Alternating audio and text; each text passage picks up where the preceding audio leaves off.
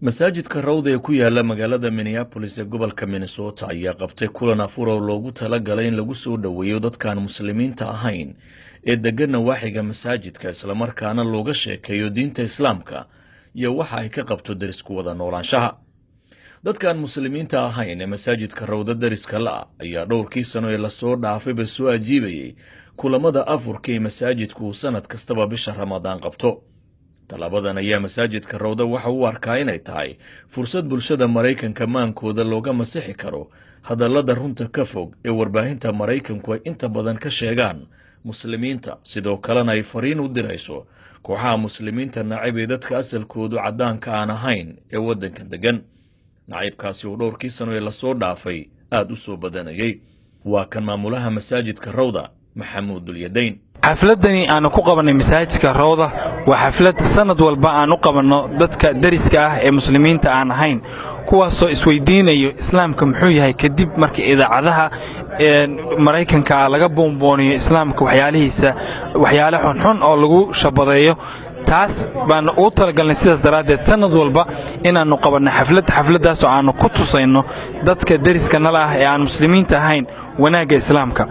muslimiin badan ayaa si joogta ula kulma islaam nacaybka waddanka ku sii kordhaya dugsiyada waxbarashada goobaha shaqada iyo gaadiidka dadweynaha ayaa ah goobaha inta badan ee dadka muslimiinta ahi kala kulmaan faquuqa iyo cunsuriyadda salka ku haysa islaam nacaybka cabdimuncin bashiir waxa uu ka mid yahay muslimiinta maraykanka ku koray arrimaha islaam nacaybka la xidhiirana ay soo food saareen kulamadan isdhexgalka muslimiinta iyo dadka aan muslimiinta ka didsanayn ee maraykanka ayuuna cabdimuncim u arkaa in joogtayntoodu ay muhiim tahay dadkaan la fadhiya miiska su'aalooyin na weydiiyeen su'aalooyinkooda ugu jawaabnay si fiican waa sheekaysanay waxay nooga sheegeen waxay sameeyaan noloshooda shaqadooda merig waxay ka sameeyaan waxay soo arkeen annagana teena la qaybsanay waa u sheegnay waxaan la soo aragnay marka si fiican dadaa isbaranabo kaarara u dhiibna annagaba kaararkoodana soo dhiibeen kooxaha faquuqa muslimiinta iyo dadka laga tirada badan yahay ayaa inta badan dadka kale ee caddaanka ku beerlaxawsada in muslimiintu aanay waxba ku soo korin maraykanka sidoo kalena aanay doonayn inay noqdaan maraykan dhaba taasi way gaashaanka u daruuraan muslimiinta maraykanku hay-adda u dooda xuquuqda muslimiinta maraykanka ee keer ayaa mar kasta ku celcelisa doorkay muslimiintu ka qaataan horumarka iyo kobcinta dhaqaalaha maraykanka waxaana jeylaani xuseen oo madaxa hay-adda keer ee qaybteeda minnesota uu qabaa in kulamada isdhexgalka ee masaajidka rawda iyo kuwa la midka ahba ay qabtaan uu muujinayo in muslimiintu aanay ahayn wax laga baqo balse ay yihiin kuwa door ka ciyaara horukaca maraykanka barnaamijkan oo kale waa barnaamijyada loo baahan yahay sida looga hortagona lala dagaalamo islaam nacaybka waxaan hadda ognahay dadka ugu badan ee islaam nacaybka muujiya waa dad aana dadka muslimiinta aan cilaaqad la lahayn ka jahli ah diinta islaamkan waxna ka garanay marka barnaamijkan oo kale faa'iido badan buu leeyahay dadkii imaaday iyagoona way faa'iidaysanayaan dadka ee la nool yihiinna way u faa'iidaynayaan oo information iyo faahfaahin buuxda oo dadka muslimiinta waxiyiin bay u sheegayaan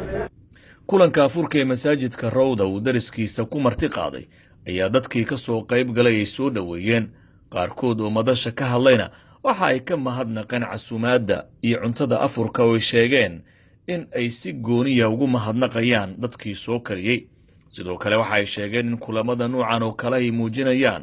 in bulshada ay isku mid yihiin oo ay haddana tahay inay iska warqabka iyo istaageerista ay joogteeyaan haddaba aan idinla wadaagu qaar ka mid a dadkii madasha ka hadlay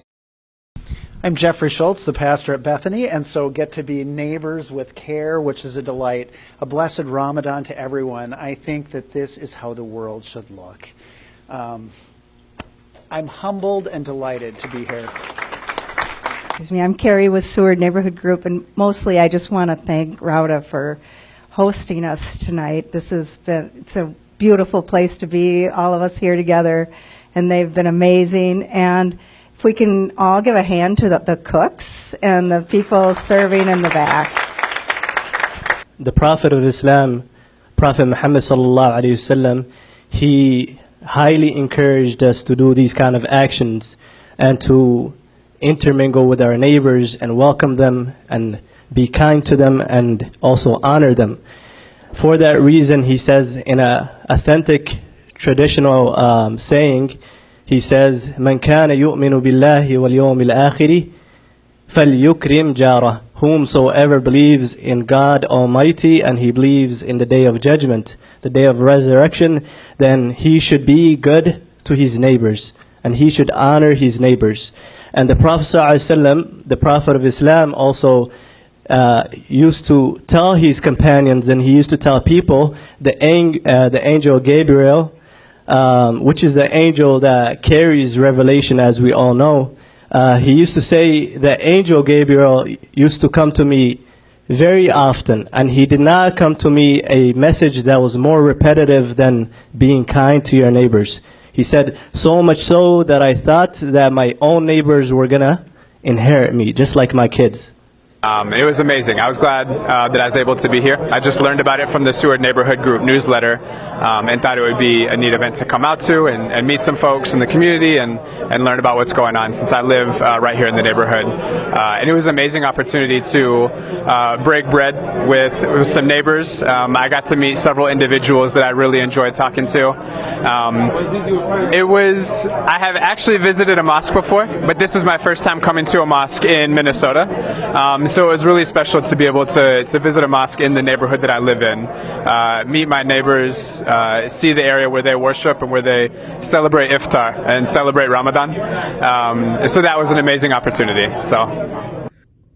masaajidka Rawda ayaa bisha Ramadaan doonaya inay adeegsadaan fursad ay ku soo jiitaan dadkaan muslimiinta ahayn, isla markaana ay uga sheekeeyaan wanaagga islaamka iyo sida ay diintu uga hadashay wada noolaanshaha, daris wanaagga iyo wixii la mid ah. sidoo kale masaajidku waxa uu sanadkiiba dhowr mar qabtaa kulamo ay ku casuumaan dadkaan muslimiinta ahayn ee magaalada Minneapolis degan, si meel looga soo wada jeesto kuwa nabadda iyo wada noolaanshaha ka soo horjeeda. Maxamuud Mascade, Somali TV, Minneapolis.